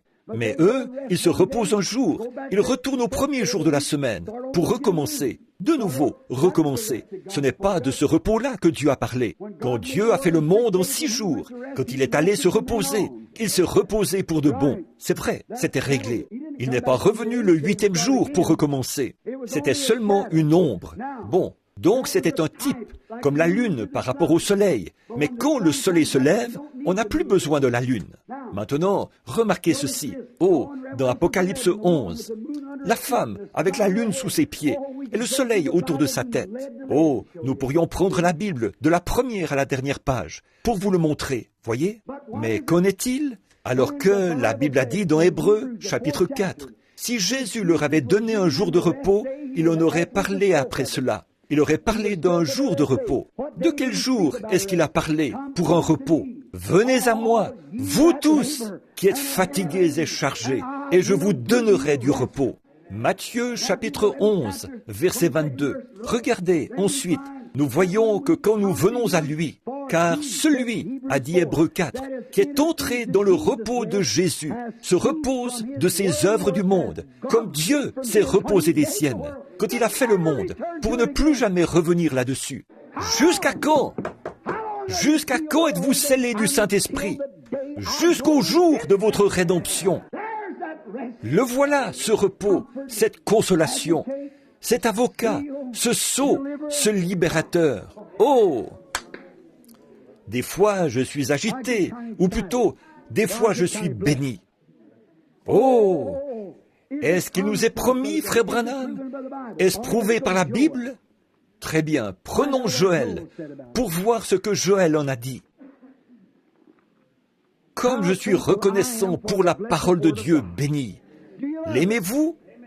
Je pense que, si ce n'était de la parole, je ne sais pas où nous en serions. Très bien. Nous sommes dans Joël, là. On va prendre Joël, le chapitre 2 de Joël, et on va commencer au verset 28. Joël 2, 28. 800 ans avant la venue de Christ, le prophète est dans l'esprit. Maintenant, écoutez. Après cela, je répandrai mon esprit sur toute chair. Vos fils et vos filles prophétiseront. Vos vieillards auront des songes et vos jeunes gens des visions. Même sur mes serviteurs et sur ma servante, je répandrai dans ces jours, là de mon esprit. Je ferai paraître des prodiges en haut dans les cieux et sur la terre du sang, du feu et des colonnes de fumée. Le soleil se changera en ténèbres et la lune en sang avant l'arrivée du jour de l'Éternel, de ce jour grand et terrible. Alors, quiconque invoquera le nom de l'Éternel sera sauvé. Ça, c'est... Quoi? Joël. Avez-vous remarqué? Dans Acte 2, Pierre a repris le même verset. Il a dit, « Hommes israélites, écoutez mes paroles. Ces gens ne sont pas ivres. Ces gens scellés, consolés, bizarres, marqués. Ils ne sont pas ivres, comme vous le supposez, Acte 2, car c'est la 3e heure du jour. Mais c'est ici ce qui a été dit par Joël le prophète en ces mots. Dans les derniers jours, je répandrai mon esprit sur toute chair. » Qu'est-ce que c'est? Qu'est-ce que le Saint-Esprit? Très bien. Maintenant, remarquons encore. Promis aux croyants. Voilà ce qu'il est. Maintenant, ce Saint-Esprit, nous allons voir ce qu'il est. Pendant un instant. À qui est-il promis? Aux croyants. Maintenant, prenons Luc, le chapitre 24 de Luc. Écoutez ce que Jésus a dit, ses dernières paroles avant qu'il quitte la terre. Luc, chapitre 24. Et vous, qui prenez ça en note, là, vous pouvez le noter pour l'étudier demain, quand vous aurez plus de temps.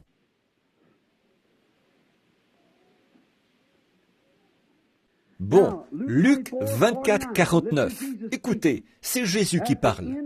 À la fin, comme il montait pour s'en aller dans la gloire, à son ascension, voici les paroles qu'il a dites à ses disciples. « Voici, j'enverrai sur vous ce que mon Père a promis. » Il a promis quoi? Le sceau, le signe, le consolateur, et toutes ces choses dont j'ai parlé, et des milliers de fois plus. J'enverrai sur vous ce que mon Père a promis. Il a promis quoi? Ce qu'Ésaïe a dit qu'il allait venir. C'est par des hommes aux lèvres balbutiantes et en d'autres langues que je parlerai à ce peuple. Je vous enverrai ce repos. J'enverrai ce dont Joël a parlé, que dans les derniers jours, dit Dieu, je répandrai mon esprit sur vous. Oh, je vous enverrai et ferai de toutes les nations, de tous les peuples, en commençant par Jérusalem. Je ferai entrer la postérité d'Abraham sous cette alliance. Je scellerai chacun d'eux. Vous voyez, je répandrai mon esprit. J'enverrai sur vous ce que mon Père a promis. Mais vous, restez, ce qui veut dire attendez dans la ville, jusqu'à ce que vous soyez revêtus de la puissance d'en haut. Qu'est-ce que le Saint-Esprit, alors? La puissance d'en haut. Pas la puissance de l'évêque, pas la puissance de l'Église, mais la puissance d'en haut. Comment cette puissance est-elle venue? En devenant membre de l'Église? Je vous mets au défi de le faire, de dire que c'est vrai. En devenant membre d'une Église?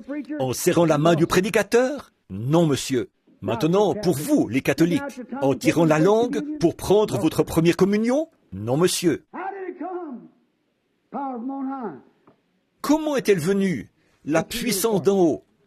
Lisons un peu plus loin. Prenons Acte 1:8. Ils se sont rassemblés là. Là, ils parlaient de Jésus. Ici, alors qu'ils étaient rassemblés et qu'ils en avaient établi un autre pour prendre la place de Judas. Acte 1:8. Mais vous recevrez une puissance, le Saint-Esprit survenant sur vous. Quoi? Vous deviendrez membre du Branham Tabernacle? Non. Vous deviendrez membre de l'Église méthodiste, de l'Église catholique, de l'Église presbytérienne? Ce n'est pas du tout ça qui est dit dans la Bible. Ça, c'est une doctrine faite de main d'homme. Mais vous recevrez une puissance après être devenu prédicateur? Non, monsieur. Vous recevrez une puissance après avoir obtenu votre licence S-lettres? Non, monsieur. Une puissance viendra après que vous aurez obtenu votre doctorat en théologie? Non, monsieur. Vous recevrez une puissance après avoir été baptisé dans l'eau? Non, monsieur. Vous recevrez une puissance après avoir fait votre première communion? Non, monsieur. Vous voyez, tout ça, c'est fait de main d'homme. Écoutez ce que la Bible a dit, ce que Jésus a dit. Vous recevrez une puissance, le Saint-Esprit survenant sur vous. Qu'est-ce que le Saint-Esprit? La puissance. Ensuite, après ça, vous serez mes témoins. Seulement vous, les 12, vous témoignerez à Jérusalem. Vous serez mes témoins à Jérusalem, en Judée, dans la Samarie et jusqu'aux extrémités de la terre, qui n'ont pas encore été atteintes. Après avoir dit cela, il fut élevé pendant qu'ils le regardaient, dans la nuée, et dérobé à leurs yeux. Maintenant, prenez juste l'autre page à côté. Regardez ces prophéties qui s'accomplissent. Le jour de la Pentecôte, ils étaient ensemble. Ils étaient tous ensemble dans le même lieu. Et tout à coup, le pasteur est entré et... Je ne suis pas sur la bonne ligne, là, hein? Tout à coup, le prêtre s'est avancé à l'autel. Non. Tout à coup, il vint du ciel un bruit. Pas juste un faux semblant. C'était là, un bruit. Un prédicateur s'approchait de la porte. Le prêtre tenait la communion, sortant du lieu saint. Non, rien de ça.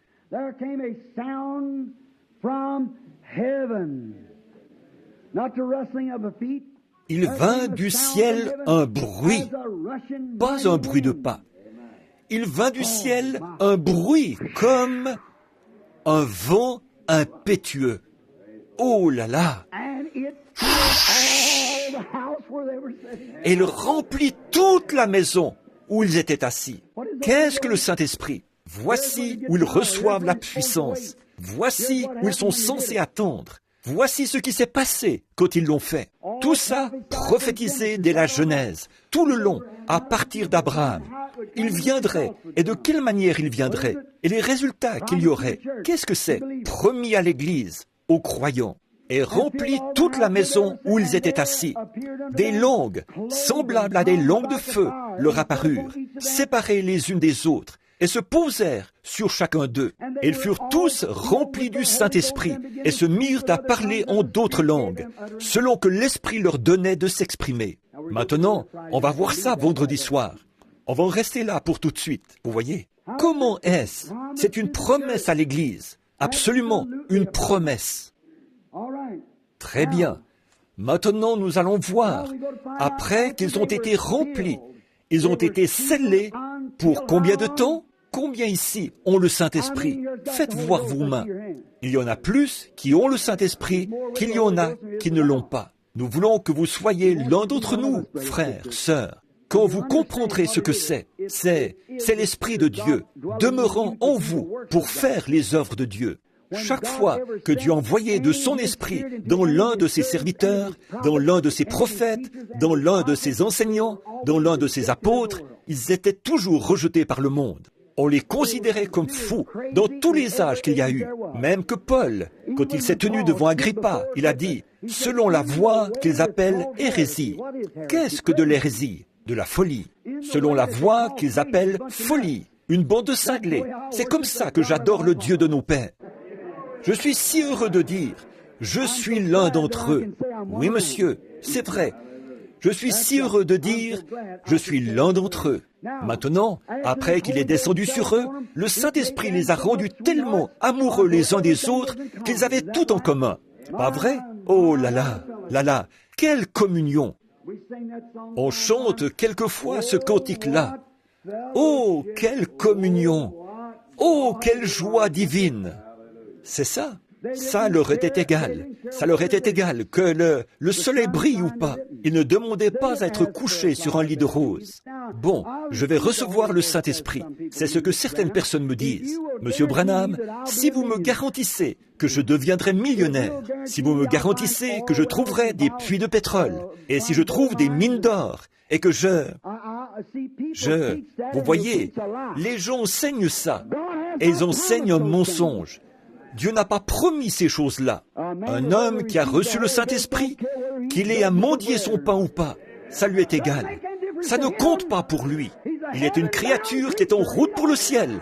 Il n'a aucune attache ici, du tout. C'est vrai. Ça lui est égal. Advienne que pourra. Que les gens critiquent, qu'ils se moquent, que vous perdiez votre prestige. Qu'est-ce que ça peut vous faire? Vous êtes en route pour la gloire. Alléluia. Vos yeux sont fixés sur Christ et vous êtes en route. Ça vous est égal, ce que le monde peut dire. Voilà ce qu'est le Saint-Esprit. C'est une puissance, c'est un sceau, c'est un consolateur, c'est un avocat, c'est un signe. Oh là là, c'est l'assurance que Dieu vous a accepté. J'ai pris combien de temps là? Il ne me reste plus que 8 minutes. Très bien, j'ai beaucoup de passages de l'Écriture ici. Je ne pense pas pouvoir les incorporer, mais on va faire de notre mieux.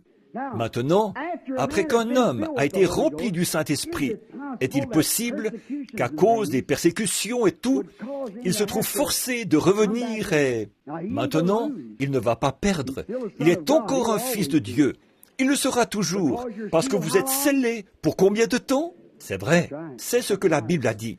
Maintenant, après que les disciples ont été battus de verge, qu'ils ont été ridiculisés, raillés et tout, ils ont pensé qu'il était temps pour eux de se réunir de nouveau pendant un petit bout de temps. Prenons dans Actes, chapitre 4, pour voir ce qui s'est passé. Maintenant, ça, c'est pour ceux d'entre vous qui l'ont déjà. Actes, chapitre 4. Là, Pierre et Jean avaient été battus de verge, mis en prison pour avoir guéri, pour avoir fait un service de guérison à la porte de l'église. Combien savent ça? Il y avait un homme étendu là, qui avait un genre d'infirmité au pied. Il ne pouvait pas marcher. Il était comme ça depuis 40 ans. Et Pierre est passé par là. Et il a dit, il a tendu sa coupe pour recevoir quelque chose dans sa coupe, pour pouvoir manger. Et Pierre a montré qu'il était un prédicateur rempli du Saint-Esprit. Il n'avait pas d'argent. Il a dit, je n'ai ni argent, ni or. Vous voyez, il ne se souciait pas de ça. Mais il était une créature qui était en route pour le ciel. Oh, comme j'aimerais qu'on ait le temps d'insister là-dessus pendant un instant, là. Vous voyez, il était en route pour le ciel. Il était consolé, il avait l'esprit, il avait la puissance. Il a continué son chemin et il a dit, je n'ai ni argent ni or, mais ce que j'ai, je te le donnerai. Sans doute que l'homme a dû dire, qu'est-ce que vous avez, monsieur? J'ai la foi, j'ai quelque chose dans mon cœur qui a commencé il y a à peu près 10 jours. J'étais là-haut dans la chambre haute et tout à coup, toutes les promesses que Dieu avait faites. J'avais marché avec Jésus-Christ pendant 3 ans et demi. J'ai pêché avec lui, là-bas. Je ramenais du poisson. J'ai fait toutes ces choses. Et je l'avais vu guérir les malades. Il n'arrêtait pas de me dire, le Père est en moi. Mais quand je partirai, il viendra en toi. Alors, je n'arrivais pas à comprendre ça. Mais il a dit, mais je ne m'attends pas à ce que tu le comprennes. On ne comprend pas ces choses-là. On les reçoit, c'est tout. Je ne le comprends pas encore. Et ne me dites pas que vous comprenez, parce que vous ne comprenez pas, voyez? Alors, je ne peux pas le comprendre, je ne peux pas l'expliquer, mais il y a une chose que je sais, c'est que je l'ai. Mais vous dites, ce n'est pas scientifique ça. Oh, mais bien sûr que ça l'est. Regardez ces lumières. Quand Benjamin Franklin a saisi ça, il a dit, je l'ai. Il ne savait pas ce qu'il avait, mais il l'avait. Et je veux que quelqu'un vienne me dire ce soir ce qu'est l'électricité. Ils ne savent toujours pas ce que c'est, mais on l'a. Amen, c'est vrai. Il n'y a pas un homme qui sait ce qu'est l'électricité. Ils peuvent l'exploiter, faire de la lumière avec, la faire brûler, la faire agir. Mais elle est produite par des générateurs, 2 pièces qui tournent ensemble, comme ça. Elle produit ça, et c'est tout ce qu'ils en savent. Elle donne de la lumière, elle contient de la puissance. Et c'est comme l'Esprit de Dieu. Quand vous avez une pièce qui est vous, et que l'autre pièce, c'est Dieu, et que vous les faites tourner ensemble, comme ça va faire quelque chose pour vous. C'est vrai, ça va donner de la lumière, ça va donner de la puissance. Vous ne savez pas ce que c'est, et vous ne saurez jamais ce que c'est. Mais quand vous l'avez, vous le savez. Ça c'est sûr, et c'est pour vous, c'est à vous, c'est l'assurance, c'est vrai. Qu'est-ce que cette lumière-là montre? C'est l'assurance, la lumière est bien là. Maintenant, remarquez ceci, donc vous ne savez pas ce que c'est, mais ces gens-là ont dit, eh bien, ils ont dit qu'ils savaient une chose. Nous savons que ce sont des ignorants, encore des cinglés, vous voyez, comme le jeune Allemand disait qu'il l'était, voyez. Ils ont dit, ils sont ignorants et sans instruction, mais ils ont été avec ce pêcheur, ce charpentier là-bas, qu'on appelle Jésus. Ça, je peux vous le dire, parce qu'ils font les mêmes choses que lui. Voilà ce qu'est le Saint-Esprit. C'est Jésus qui vit dans un pêcheur ignorant, dans un charpentier, ou quoi encore, dans un prédicateur ignorant, peu importe. C'est un homme qui veut être ignorant pour ce qui est des choses du monde. Et laissez-le, Jésus, entrer en lui, l'Esprit de Dieu, le sceau, le consolateur. Le prestige, ça ne compte pas pour lui. Tout ce qu'il veut, c'est Dieu. Quand Dieu mettait de l'ordre, il a dit, vous les Lévites, je vous ai tous appelés pour que vous soyez des sacrificateurs. Et tous vos frères, les autres, les 12 tribus et les 11 autres tribus, vous payeront la dîme. Quand vous aurez 9 boisseaux de pommes, versez-en un boisseau aux Lévites. Quand vous ferez passer vos brebis dans le couloir ici, prenez la 10e brebis. Peu m'importe qu'elle soit petite ou grosse, qu'elle soit grasse ou maigre, elle appartient aux Lévites. Maintenant, vous les Lévites, quand vous recevrez tout ça, alors vous aussi, vous donnerez la dîme à l'Éternel. Vous ferez l'offrande agitée, les offrandes par élévation, les différentes offrandes. Vous donnerez la dîme à l'Éternel. Il a dit, Moïse, quant à ta part, c'est moi qui suis la tienne. Oh là là, il a dit, je suis ta portion qui satisfait pleinement. Et voilà ce que le Saint-Esprit est pour l'Église aujourd'hui. Je n'ai ni argent, ni or, mais j'ai une portion qui satisfait pleinement. Alléluia! De l'instruction, c'est à peine si je peux lire ce livre, mais j'ai une portion qui satisfait pleinement. C'est bien. Un doctorat, je n'en ai pas. pas de doctorat en philosophie ou de doctorat en droit, ni rien d'autre. Mais il y a une chose que j'ai, c'est la portion qui satisfait pleinement. C'est cette part-là que je veux, c'est cette part-là que Dieu veut que vous ayez. Débarrassez-vous de toutes ces autres choses-là, de tout le prestige et tout le reste, et avancez-vous pour recevoir la portion de Dieu qui satisfait pleinement. En effet, ce que vous avez qui appartient à cette terre, vous le laisserez ici quand vous partirez. Mais si vous avez la portion qui satisfait pleinement, elle vous fera monter. C'est sûr et certain. Aujourd'hui, on prend toujours des assurances pour donner à celui qui en terre. Procurons-nous la portion de Dieu qui satisfait pleinement, et on aura celui qui enlève au lieu de celui qui enterre. Vous savez, ils fonctionnent tous les deux. Maintenant, voyons voir. Après avoir été relâchés, ils allèrent vers les leurs. Ils ne sont pas retournés vers les sacrificateurs. Vous voyez, ça montrait qu'ils l'avaient. Ils n'allaient pas encore retourner vers ce vieux formalisme froid. Non, retourner et dire « Mais regardez donc ce qu'ils nous ont fait !» Non, non. Ils avaient leurs propres amis. Il n'y en avait qu'environ une douzaine là-bas. Mais ça leur suffisait comme amis. Une toute petite poignée de gens. Après avoir été relâchés, après qu'on les a battus de verge et menacés en disant « Si jamais vous baptisez encore au nom de Jésus » ou « Oh, je voulais dire le... » Enfin, c'est ça, voyez. Si jamais vous prêchez encore au nom de Jésus, que vous faites quoi que ce soit, vous aurez affaire à nous. Ils ont dit... C'est toute une menace. Allons vers les autres frères. Oh, c'est comme ça qu'il faut faire. L'union fait la force. L'union fait la force. Ils ont dit, allons donc vers les autres frères pour voir ce qu'on peut faire. Là, ils se sont tous réunis et ils racontaient différentes expériences. Après avoir été relâchés, ils allèrent vers les leurs et racontèrent tout ce que les principaux sacrificateurs et les anciens leur avaient dit. Lorsqu'ils l'eurent entendu, ils élevèrent à Dieu leur voix tous ensemble. Maintenant, écoutez ce qu'ils ont dit. Regardez-le, regardez-les. Ils ne sont pas retournés en disant « Oh, quelque chose comme « Oh Seigneur, je suis vraiment désolé ». Non, ils étaient déjà sauvés. Ils étaient remplis de l'Esprit. Ils avaient la vie éternelle. Élevèrent la voix tous ensemble et dirent « Seigneur, tu es le Dieu. » Amen. J'aime vraiment ça, frère Palmer. J'aime ça. Tu es le Dieu. Ça, nous le savons, qui a fait les cieux, la terre, la mer et tout ce qui s'y trouve. C'est toi qui as dit par le Saint-Esprit, par la bouche de notre Père, ton serviteur David. Maintenant, regarde bien, tu vas revenir et dire, voyons, on n'est pas... Maintenant, tu vas aller là-bas et dire, mais là, Seigneur, attends un peu, là, il se moque pas mal de moi, là. Est-ce qu'il n'a pas dit qu'il le ferait? Tous ceux qui vivent pieusement en Jésus-Christ seront persécutés. Mais tu sais, mon patron m'a dit que s'il m'attrapait à... Est-ce qu'ils n'ont pas dit qu'ils diraient ça? Mais tu sais, ils m'ont traîné devant les tribunaux l'autre jour pour ça. Est-ce qu'il n'a pas dit, vous serez menés devant des rois et des gouverneurs à cause de mon nom? Ne vous inquiétez pas de ce que vous direz, car ce n'est pas vous qui parlez. J'ai vu ça se produire hier.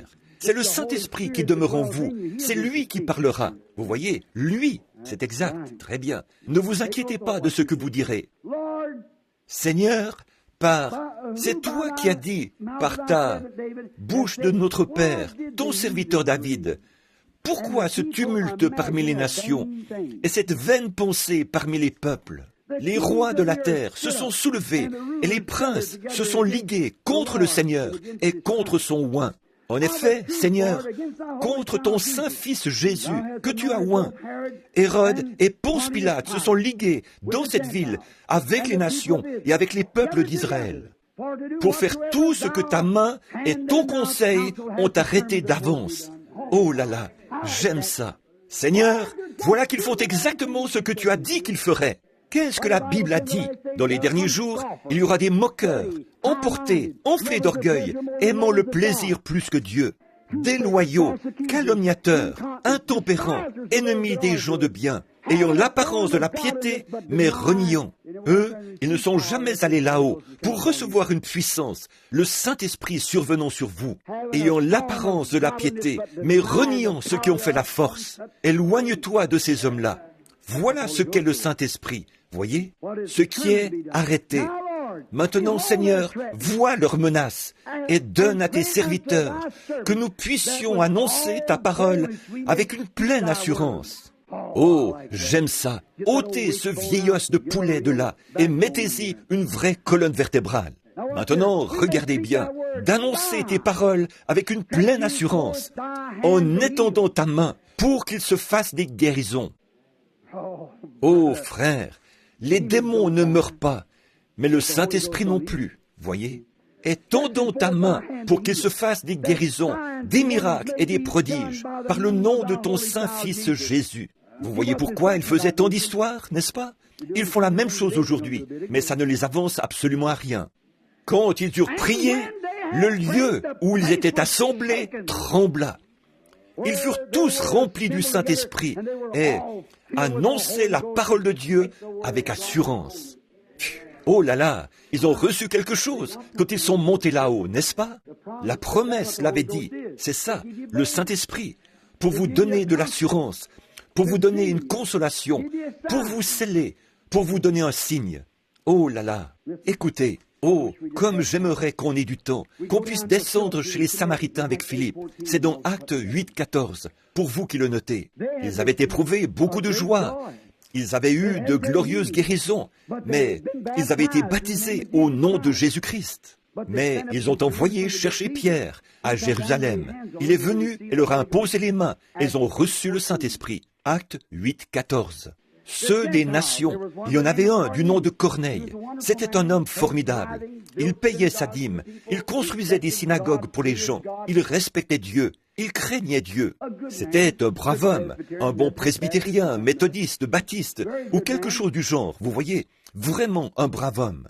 Mais un jour, Dieu a dit, c'est un brave homme, alors je vais l'envoyer à une réunion. Il va falloir que je m'arrange pour que mon prédicateur, là, il lui en parle.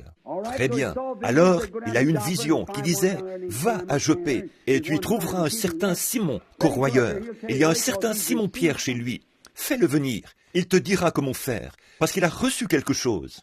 Et pendant que Pierre était là, et Corneille voulait adorer ce prédicateur, il le voulait vraiment, mais Pierre a dit, lève-toi, je suis un homme comme toi. Et comme Pierre prononçait encore ces mots au sujet de la manière dont ils étaient allés au commencement, les mêmes choses que ce dont je parle, comment Dieu avait promis de répandre le Saint-Esprit. Comme il prononçait ces mots, le Saint-Esprit est descendu sur eux. Oui, voilà ce qu'est le Saint-Esprit, à qui il est destiné, certainement. Et ils furent tous remplis du Saint-Esprit. Maintenant, remarquez, dans Éphésiens, il y avait un frère Baptiste. D'abord, c'était un homme de loi, un homme intelligent, brillant, qui connaissait la loi, un grand homme, un érudit. Un jour, il s'est mis à lire la Bible. Il a vu qu'il allait venir un homme qui s'appellerait le Messie. Et quand il a fait ça, là qu'il a commencé à entendre parler de ce Jésus, alors il a dit, « Je suis convaincu et je confesse ouvertement ma foi que Jésus est le Christ, le Fils de Dieu. » C'était un vrai baptiste. Voici qu'il allait son chemin. Je confesse ouvertement que Jésus est le Christ. Tant et si bien qu'à force de faire ça, Dieu l'a appelé au ministère. Dieu parlera toujours à un cœur sincère. Et il y avait là-bas de braves faiseurs de tentes, du nom d'Aquilas et Priscille. Un mari et sa femme, c'étaient des faiseurs de tentes. Actes chapitre 18 vous en parle. Paul, ils étaient des amis à lui. Ils avaient reçu le Saint-Esprit par les mains de Paul et par son enseignement. Ils ont entendu dire qu'il y avait un réveil là-bas. Alors, ils y sont allés. Il n'y avait que 10 ou 12 personnes qui y assistaient. Donc, il est allé voir ça. Et là, il a entendu prêcher ce prédicateur, la sincérité de son cœur. Il a dit, vous savez, je crois qu'il écouterait la vérité. Alors, après la réunion, il l'a fait venir derrière la tente et il a dit, écoute, on a un frère à peu près grand comme ça, un petit juif au nez crochu. Mais quand il viendra, il t'enseignera la parole de Dieu, clairement. Eh bien, au bout d'un certain temps, Paul était en prison au même moment. Ce serait terrible ça pour un prédicateur moderniste, hein? Pourtant, il était en prison. Et c'est le Seigneur qui l'avait envoyé là. Alors, après le tremblement de terre qui avait ébranlé les murs de la prison, il a amené avec lui le geôlier et sa famille, et les a tous baptisés au nom du Seigneur Jésus. Ensuite, il est parti. Il est allé là-bas. Il venait de chasser un démon d'une espèce de petite diseuse de bonne aventure. Et alors, elle leur rapportait beaucoup d'argent. Et vu qu'il avait dévoilé leur combine, alors il l'avait mis en prison à cause de ça. Et le Seigneur a ébranlé les murs de la prison. Parce qu'il y avait un groupe de gens là-bas qui allait entendre la vérité. On ne peut pas lier la parole de Dieu. Il y a, peu importe, on ne peut pas le faire, c'est tout. Il s'est donc rendu là où était cet homme. Et Aquilas et Priscille, ils avaient peut-être des sandwichs. Et tout de suite, après avoir mangé leur sandwich, ils ont dit, on va aller aux réunions de réveil. Paul s'est assis là, les mains sur sa tunique, et il a écouté prêcher ce prédicateur baptiste. Il a dit, c'est bien ce que vous prêchez, mais il y en a plus. Il a dit, je veux vous poser une question, docteur Apollos. Avez-vous reçu le Saint-Esprit depuis que vous avez cru? Oh, il a dit, on ne savait pas que ça existait. Qu'est-ce que vous voulez dire par le Saint-Esprit? On est baptistes, nous. Il a dit, comment savez-vous que vous êtes baptistes? Voyez? Eh bien, nous avons été baptisés. Nous ne connaissons que le baptême de Jean. Il a dit, il ne faisait que baptiser pour amener à la repentance. Il disait de croire en celui qui viendrait, c'est-à-dire en Jésus-Christ. Et quand il a entendu ça, ils se sont fait rebaptiser au nom de Jésus-Christ. Et Paul leur a imposé les mains, et le Saint-Esprit est venu sur eux, et ils parlaient en langue et prophétisaient. Il a dit, quiconque. Bon, comment est-ce qu'on fait ça? Je veux vous dire quelque chose. Ensuite, nous allons terminer. Parce je vous ai dit que je vous laisserai sortir de bonne heure. Vous savez ce qu'est le Saint-Esprit. Comme dernier passage de l'Écriture pour ce soir, j'en ai une autre série là, mais on va être obligé de laisser ça de côté. Prenons 1 Corinthiens 12, et ensuite, nous allons lire ça. Ensuite, nous terminerons. Très bien. 1 Corinthiens chapitre 12. Combien croient l'enseignement de saint Paul? Bien sûr, il a dit dans Galates 1:8, si un ange enseignait quoi que ce soit d'autre, qu'il soit anathème, à plus forte raison un prédicateur. Si un ange du ciel descendait et enseignait quoi que ce soit d'autre, qu'il soit maudit. Vous voyez, n'ayez rien à voir avec ça. Maintenant, regardez bien ça. 1 Corinthiens 12. Combien savent qu'il faut que nous soyons en Christ pour avoir part à la résurrection? Parce que c'est son corps que Dieu a promis de ressusciter. Il n'y a pas d'autre moyen. Il n'y a aucun autre moyen. Si vous êtes en dehors de Christ, vous pouvez peut-être regarder en arrière, ici, et croire en lui. Dire, bien sûr, je le crois, il est le Fils de Dieu. C'est bien, mon frère, je suis prêt à vous serrer la main quand vous dites ça. Je crois en lui, je vais le confesser comme mon sauveur. C'est bien, mais vous n'êtes pas encore en lui. Je vais serrer la main au prédicateur, je vais confesser mes péchés. Ce n'est pas encore être en lui. Maintenant, regardez, voyez ce que Paul a dit. Comment on entre en Christ? Comment va-t-on savoir que vous faites partie de la circoncision? Avec Abraham, il donnait un signe. Écoutez ça maintenant. 1 Corinthiens chapitre 12. Et commençons au verset 12. Car comme le corps est un, il y a plusieurs membres, et comme tous les membres du corps, malgré leur nombre, ne forment qu'un seul corps. Ainsi en est-il de Christ. Pas divisé, un. Écoutez, en effet, dans une seule Église, combien lisent à ma suite?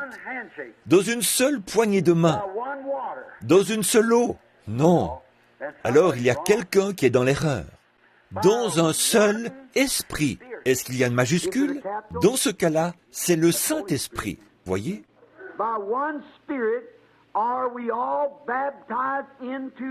Nous avons tous été baptisés dans un seul esprit pour former un seul corps, soit juif, soit grec, soit esclave, soit libre.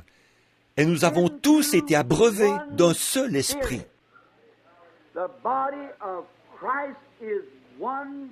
Le corps de Christ est un seul esprit, où chaque membre, de la Pentecôte jusqu'à maintenant, boit du même vin nouveau, du même Saint-Esprit, produisant les mêmes résultats. Comment est-ce que nous faisons ça? Par un seul esprit. C'est la porte ouverte de Dieu, le Saint-Esprit. Qu'est-ce que c'est? C'est la porte ouverte de Dieu. C'est un signe, c'est un sceau, c'est un consolateur, c'est un avocat, c'est une assurance, c'est le repos, c'est la paix, c'est la bonté, c'est la guérison, c'est la vie. C'est la porte ouverte de Dieu qui donne accès à toutes ces choses. C'est la porte ouverte de Dieu qui donne accès à Christ, Dieu a prouvé qu'il a ressuscité Jésus d'entre les morts. Et ceux qui sont morts en Christ, Dieu les ramènera par lui dans la résurrection. N'attristez pas le Saint-Esprit, par lequel vous êtes scellés en Christ jusqu'au jour de votre rédemption. Combien croient ça? Qu'est-ce que Christ? Qu'est-ce que le Saint-Esprit? Ce n'est pas quelque chose dont les gens se moquent. En fait, oui, c'est quelque chose dont les gens se moquent, mais pas pour le croyant. Pour l'incroyant, je souhaiterais savoir 2 ou 3 longues semaines.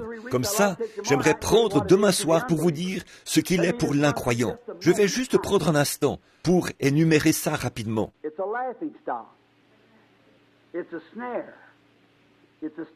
Il est une risée, il est un piège, il est une pierre d'achoppement, il est la mort, il est la séparation éternelle d'avec Dieu. Je ne peux pas penser à tout ce qu'il est pour l'incroyant. Souvenez-vous, la même pluie dont l'incroyant s'est moqué, c'est cette même pluie qui a sauvé Noé et sa famille. Voyez? Le même esprit, Saint-Esprit, dont les gens se moquent et dont ils disent que c'est fou et c'est une bande de cinglés, c'est de la folie. C'est cela même qui va enlever l'Église pour la faire monter dans les derniers jours et qui va amener le jugement sur l'incroyant. C'est vrai. Voilà ce qu'est le Saint-Esprit. Heureux ceux qui, permettez-moi de dire ceci, en toute sincérité, heureux ceux qui ont faim et soif de lui, car ils seront rassasiés. Demain soir, on va parler du comment, de ce qu'il fait quand il vient.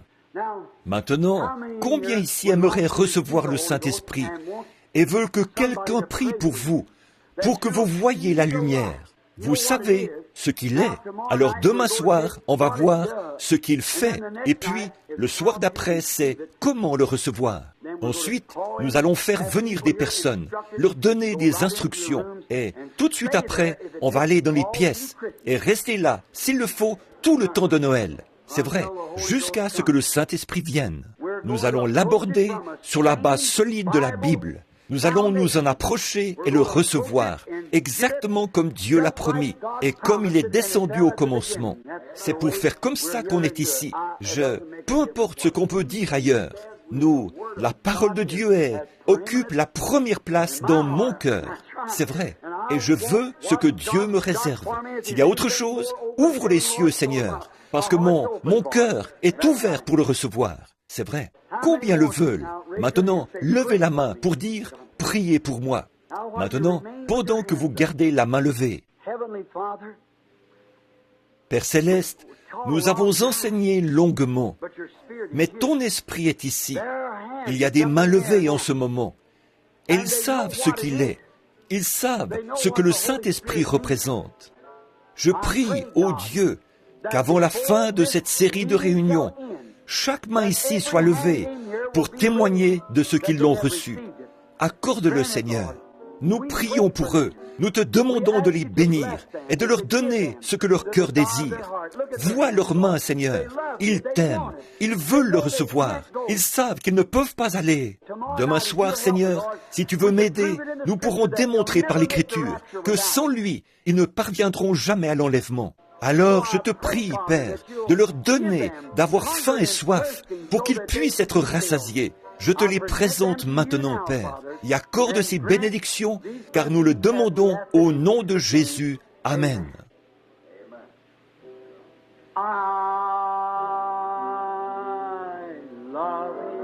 Je l'aime.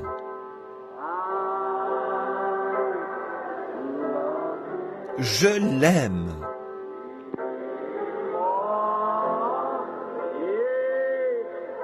Parce qu'il m'a aimé le premier.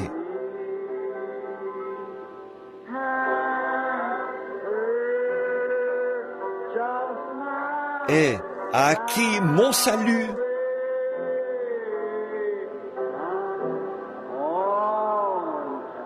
sur le bois du calvaire.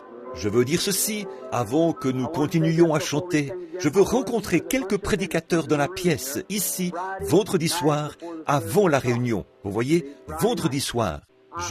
Vous voyez ce que j'essaie de faire? De montrer ce qu'il est, comment l'aborder et quoi respecter. Comme ça, vous ne venez pas à l'aveuglette, comme à tâtons. C'est pour cette raison-là que je n'ai pas demandé ça ce soir. Je veux que vous sachiez ce que c'est. C'est une promesse, c'est un sceau, c'est le consolateur, c'est ainsi de suite. Alors, demain soir et le soir d'après, et ensuite, nous allons nous y mettre tout de suite, à partir de là, jusqu'à ce qu'il vienne. Peu importe le temps que ça prendra, on va rester jusqu'à ce que. Purifiez votre cœur. Il ne le répandra jamais dans un cœur impur. Mettez-vous en règle. Soyez prêts et il l'accordera. Je l'aime. Je l'aime. Levons les mains maintenant.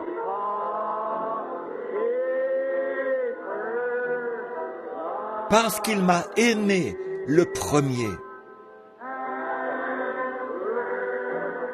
Et a acquis mon salut.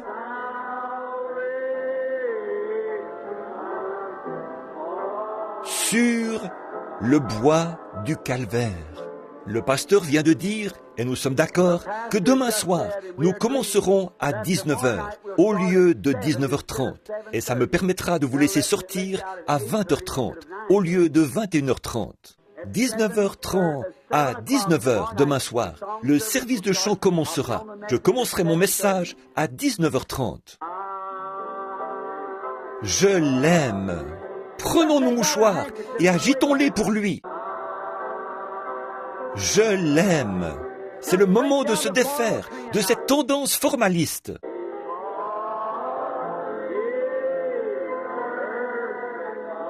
Parce qu'il m'a aimé le premier.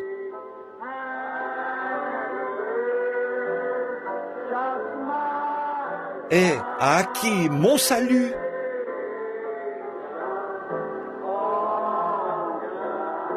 Sur le bois du calvaire.